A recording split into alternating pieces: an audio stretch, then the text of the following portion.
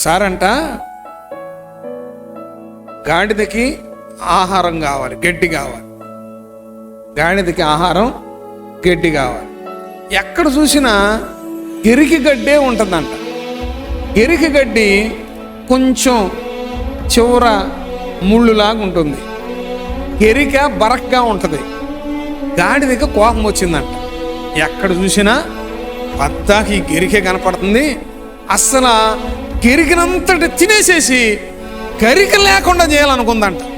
అంటే గెరికిని నాశనం చేయాలనుకుందంట గాడిద.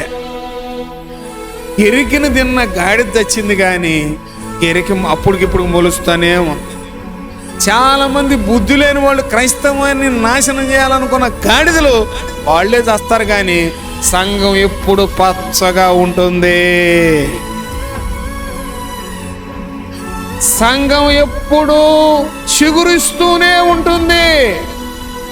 సంఘము ఆత్మతో, అగ్నితో, అభిషేకంతో వర్ధిల్లుతూనే ఉంటుంది.